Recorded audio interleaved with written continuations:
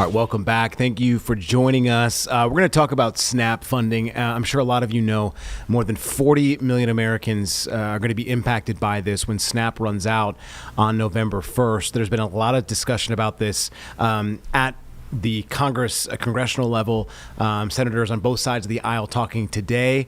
So let's bring in Professor Sarah Bowen with the College of Humanities and Social Sciences at North Carolina State University. Ms. Bowen, thank you so much for joining us. Appreciate your time. This is a tumultuous time for so many Americans, especially who depend on this funding. So we'll just start with, what you have seen in terms of SNAP benefits. What are SNAP benefits? Let's just start there, because I think some people think about SNAP benefits. They hear WIC, they hear other food subsidies programs in general. So let's just start there. What SNAP is, and who are the people that are eligible for this year on year? Okay, so SNAP benefits are a federal program like WIC, but they're separate.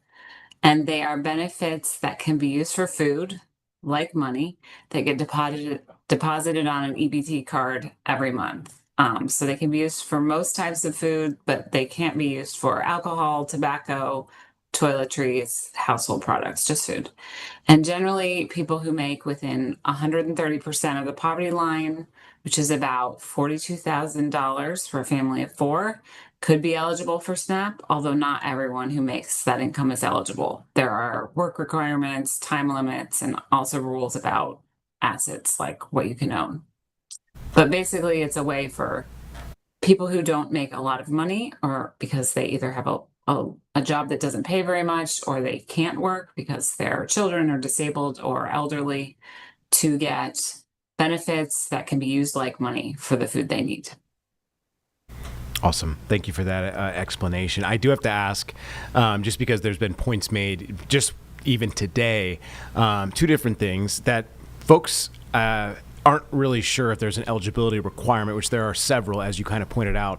So if you wouldn't mind talking a little bit about that. And then I've been seeing, and people have been questioning certain stations and sources about eligibility for folks who are not Americans receiving food benefits. Would you tell us a little bit more about both those points, if you wouldn't mind, real quickly? Yeah, so there are quite a few. The eligibility requirements are complicated. People have to meet lots of requirements to be eligible. So you generally need to work or be looking actively for a job if you can work. If you are a little kid or you're over 60, those can be waived, but most other people have to work. And then there's lots of requirements, like you have to recertify every so often. All of that kind of can vary by state, but there are lots of eligibility requirements, and those have gotten stricter this year. And then in terms of the other question, non-citizens are not eligible for SNAP. That's often kind of part of the rhetoric, that lots of people are coming from outside the country and then they're getting SNAP, but immigrants are generally not eligible for SNAP. Right, and the same thing was said about these Affordable Care Act subsidies, right? That is at the crux of what the Democrats say is at their discussion with Republicans, right? There's been a lot of people claiming that people that are non-citizens of the United States are getting those subsidies, which is just not true. There's data to back this up. So I appreciate you debunking those things and kind of going through those with us. We want to make sure we give the most accurate information to our viewers. Historically speaking, if these benefits do expire, and they seem to be going that way, I know there's a federal judge who might step in the next 24 hours or so. With that being said, this seems like we're in uncharted waters. Just to set the stage for folks, in the mega bill that was passed just this summer, there was the largest SNAP cut we've seen in all of history. In fact, I think it was $187 billion from the program, and this is through 2034. So it's about 20% they're estimating of the total funding. This seems like, again, we've never done something like this. The biggest cut we've ever seen happened months ago. We are in uncharted territory, right, Ms. Bowen? Yes. So the government, so first, one good thing about SNAP is that it's an entitlement program, which isn't anything about being entitled. It just means that there's no cap. So generally, when the economy is doing bad, more people can get SNAP, and that kind of happens automatically, which is a good system. Right. So this is an example where we have economic problems. We're cutting SNAP. Food prices keep going up, and now we're just eliminating it for November. And most importantly, we have not done this. We've had other downturns, including 2018. It was the end of 2018, beginning of 2019. That was Trump administration, and they funded SNAP through that because I think there generally is a consensus, and we've heard this from Democrats and Republicans this week, that yes, even if we're having some debates in the government and some problems, that we shouldn't take that out on the people that need this food. Right. Right. And in fact, as I'm sure you well know, there is contingency funding. It's not as much as they would need per month. I think it's more than $8 billion that it costs to fund this SNAP program, give or take $1 billion there or so.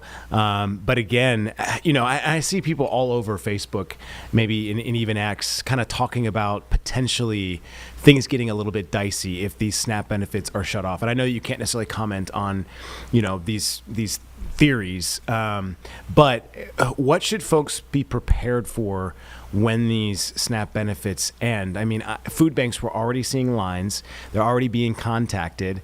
In fact, I was reading an article today that the USDA had some product, other groceries to give to some of these food banks across the nation. That food went to waste, never got to these food banks.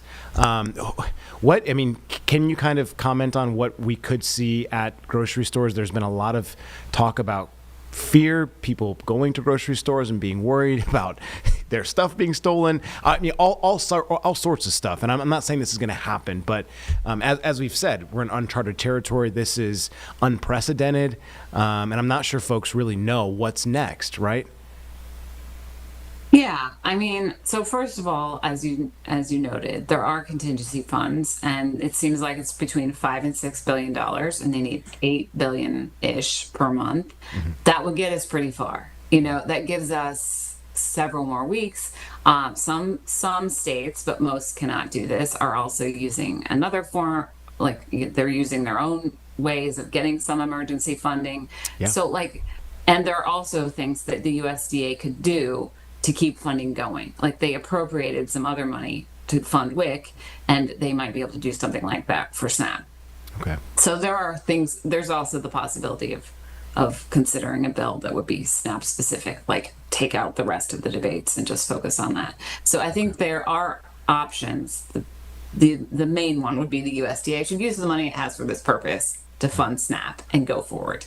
In terms of the other question, I wouldn't jump to that conclusion that we're going to see like terrible crime happening, but it's going to be bad for everyone. At a super basic level, it's bad for grocery stores because there's all these people that want to spend their money, their SNAP benefits there, and they won't be able to do that.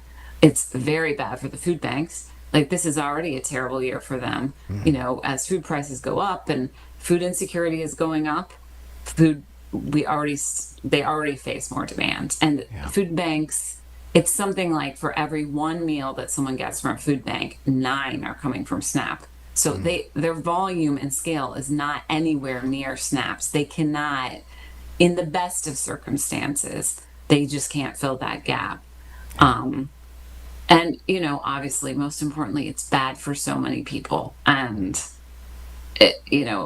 parents and caretakers are going to do everything they can to make sure that the children and the other people in their care are not affected, but that's terrible for their health, their mental and physical health. And we also know that kids still do feel the effects, that it can affect school performance and health and all sorts of things. So yeah. Well, and it can create trauma in and of itself, right?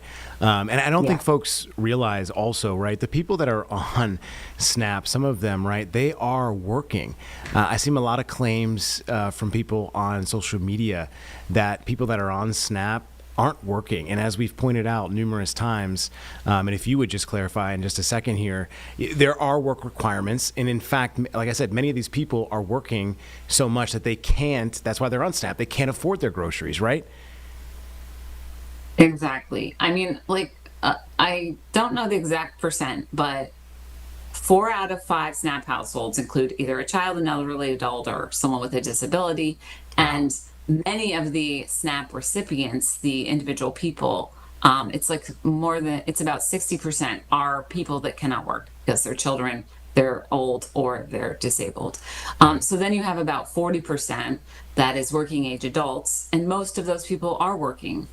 If they can, or in some cases, the reason they're on SNAP, because a lot of people are not on SNAP for years and years and years, they're on SNAP for relatively short periods of time because, for example, they lose their job. Right. So, yes, most people who are getting SNAP either can't work because of various circumstances, or they are On the working. other side of that, yeah. You've answered so many great questions, or great answers to the questions that we had. I appreciate that. Anything else that you wanted to point it out, maybe that I didn't ask, or that you wanted to let us, let our viewers know on? I'll kind of open the floor for you.